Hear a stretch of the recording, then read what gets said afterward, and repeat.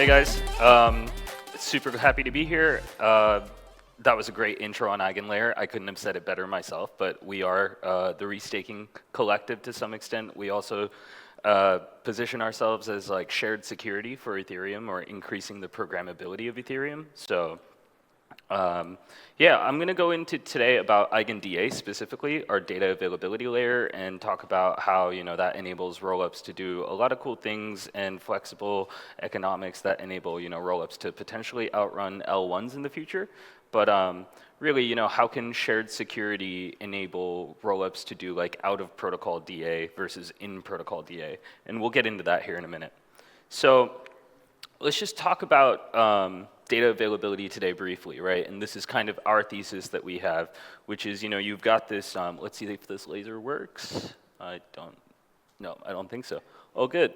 So you've got blockchains today that have a lot of DeFi happening on them, and we have this graph with throughput on the x-axis and value per bit on the y-axis, right? And so kind of the thesis here is like, DeFi has a lot of value within the transactions, but doesn't necessarily require a lot of throughput. Oh, lovely, thank you. Versus, something like gaming or social networks, on-chain gaming, which, there's a lot of throughput involved and there's a lot of transactions involved, but not necessarily a lot of value per bit. And so the real question is like, how do we kind of create a trade-off for economic incentives versus performance? And then really like, consensus in Ethereum comes from ordering, data availability, and settlement. And so outside of execution, of course, right? And so like, how do we decouple DA from those modules of consensus? And like, what does this infrastructure have to look like to support some of these future use cases where on-chain gaming social networks can operate with minimal gas fees and things like that? So yeah, what are the costs right now and why, right? Like, what's the capital cost involved?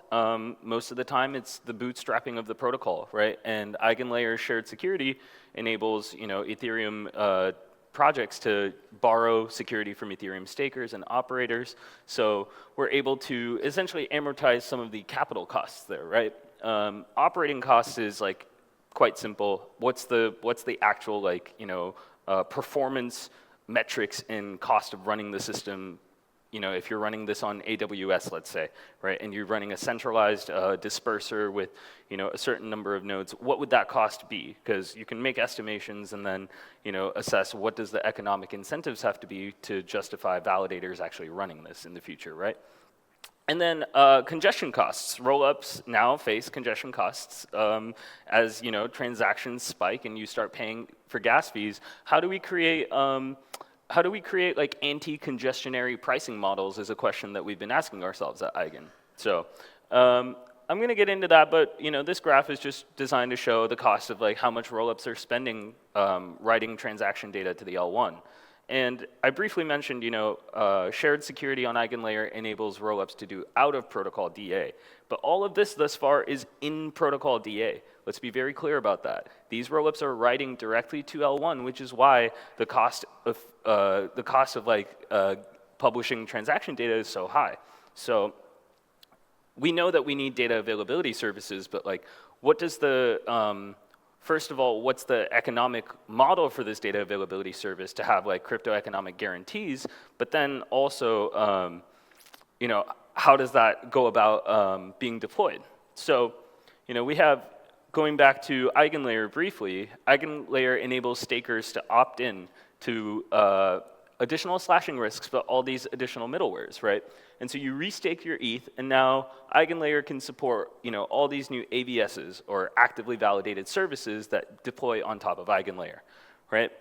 Each middleware contains a container for off-chain execution and some smart contract on-chain that enforces the slashing conditions that the operator and the staker, when they delegated to an operator, were willing to accept, right? And so you end up with this data availability service that can borrow security from Ethereum.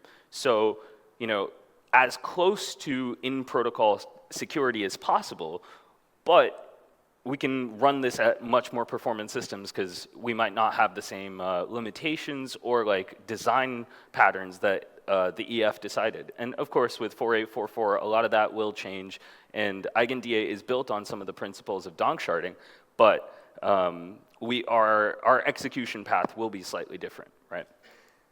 So I briefly touched on like how can EigenDA enable rollups to outrun L1s eventually, right? And so the first step is let's increase the programmability of what's possible on Ethereum, right? Design new VMs for the rollup, right?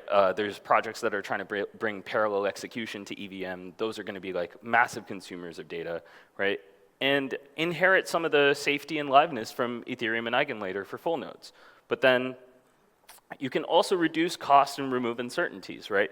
One of the things that we are doing is reservation of bandwidth. So now projects can be, this is part of our strategy to be anti-congestionary, is projects can specify that they have reserved 1 megabyte per second bandwidth on EigenDA. So now when you're dealing with high surge pricing, you're no longer dealing with fluctuating gas fees because you've essentially fixed your pricing for a certain time period, and perhaps you're paying in token emissions through a flexible token model. So you have 3 to 5% token emission or something like that, and that is equivalent to a fee of ETH that you're paying back to stakers for a long-term commitment. And now those stakers and those operators are incentivized to continue to validate as a DA operator for your rollup. And so rollups can offer near zero fees to their users, essentially by doing this token emission model, but no hard cash or ETH required for paying fees. Now, this mimics all L1 tokenomics, but there are some execution intricacies behind multi-quorum and dual token staking. We recently put out a blog post on dual token staking, so I would highly recommend reading that for any updates. But again, a lot of this is in design, so the execution of how we go about building some of these anti-congestionary models or like flexible tokenomics will be quite interesting and pose their own challenges as they pan out. But let's talk about if we're building a data availability service to bring in a lot more on-chain gaming and expand the scope of like Web3 social. And what are we really trying to do? Well, we want to make it very easy for these projects to bring in users and not make data availability a like headache or a cost factor for them, right?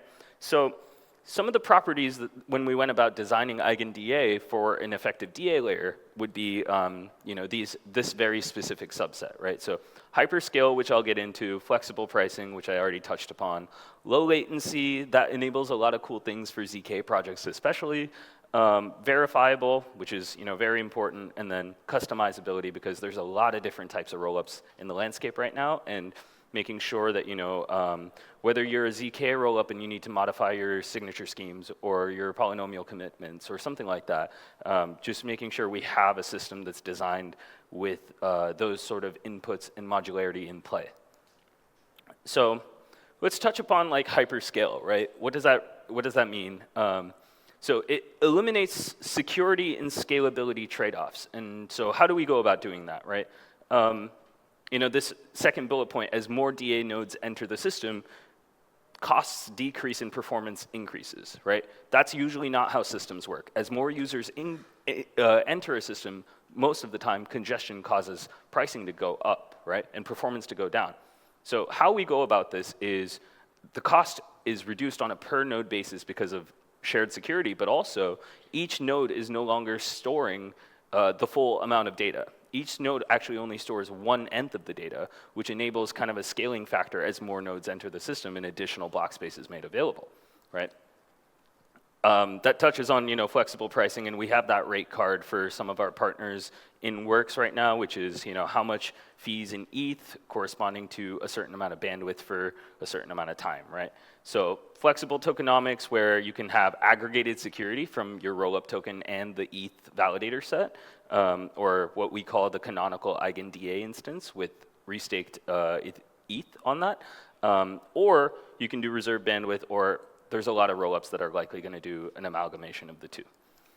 And so I touched upon, low latency enabling some cool use cases, and so like where can we really go with that, right? I think high frequency DeFi is purposefully the third bullet point because those two other things are a little bit more exciting first. I think again, as that graph shows, we operate in a landscape where DeFi is quite familiar, but recently with the Eigenlayer liquid staking token contest, the Joke Race DAO contributed for somewhere along the lines of like 20% activity on L2s, on a specific L2 for a month almost. David Phelps has a great tweet on this. So, maybe on-chain gaming has a lot more potential than we anticipated for rollup usage. And so if that becomes a thing, well then how do we enable GameFi or like SocialFi that is reliant upon, maybe a secondary betting market that's reliant upon some of these data to become available?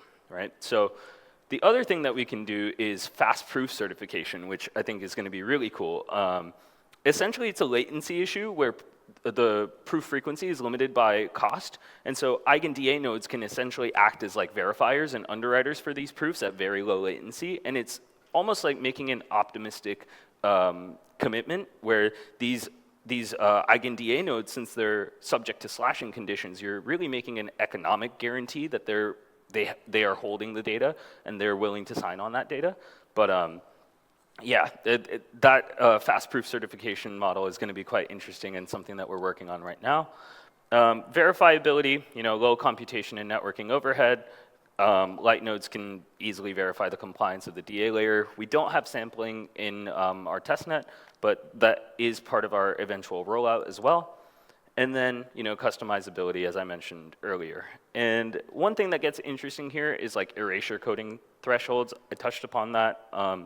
Basically, it's a question of like how much of the DA system are you comfortable on a guarantee with? Are you comfortable with 70% of the DA nodes signing off? Are you comfortable with only 95? That's totally dependent on the rollup. And there's actually two ways of looking about it there. You can do a stake-based weighting or a decentralization-based weighting. Meaning, do you want 80% of the economic security to sign off, even if that's only across 4 or 5 node operators? Or do you want decentralization and you want 80% of the node operator set to sign off, but maybe not necessarily the economic security? Or you need the hybrid of the both, right? There's, again, that's where the customizability really comes into place because you can make different security assumptions based on, as I touched on the first graph, the value per bit in your transaction. It's very possible that even with 4844, actually with 4844 this will likely happen, but even now with EigenDA running and all these other DA services, it's likely that an exchange doesn't want to take the risk of getting front run and writing data to an alternate layer and wants to eat the cost of writing to L1. And you know what? The economic guarantees of doing that are so high that we can't argue otherwise. It makes sense to write to Ethereum DA. Of course, that's in protocol DA. But how can we enable out of protocol DA with shared security is kind of the focus of all this, right? So getting into the architecture briefly, I don't want to go too deep into this, but essentially the rollup runs a sequencer, and the sequencer is responsible for sending transactions to the disperser. The disperser is another EigenDA module that essentially does KZG erasure coding and then disperses across all the DA nodes. DA nodes sign off that they received the data, they were going to hold the data.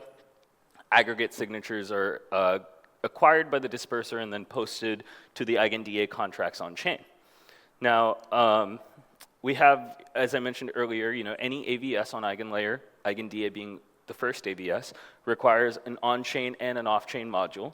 Off-chain is for the integration between the disperser and the retriever, and the on-chain is to actually verify, is for rollups to actually verify that the signatures were posted on-chain by the disperser. So all these nodes did sign and verify that they held the data. And coming full base here, the indexer that we use is the graph, and we operate a graph node, and we index the operator state and the blob state and verify that the index data is then used for operations and for some dashboarding, but mainly operations. And we're going to public testnet very soon. We were hoping to be live by Devconnect. We're currently in the process of resiliency testing at our testnet targets, which is 1 megabyte per second across a subset of nodes to start with, and then scaling the operator decentralization first. As I mentioned, as more nodes enter the system, throughput goes up. So rather than aiming for our mainnet target, which was 10 megabytes per second, we actually cut scoped, and we want to focus on decentralization by increasing the operator set and slowly increasing throughput as a result of a positive flywheel of decentralization. So actually, that's the scope of the talk, and I have another slide, but I don't really want to go into it, so I'll leave it open for questions right now. Exactly, he's laughing. I'll let you guys look at this, but basically, Vitalik's going to talk this afternoon about 4844. Where does EigenDA fit in regards to Ethereum versus 4844, donk sharding, and EigenDA in terms of just our throughput goals and the cost to verify? But yeah, I'll actually open up to questions if you guys have any. Otherwise, yeah, I can give the graph a few minutes' time. We have one back there. Yeah.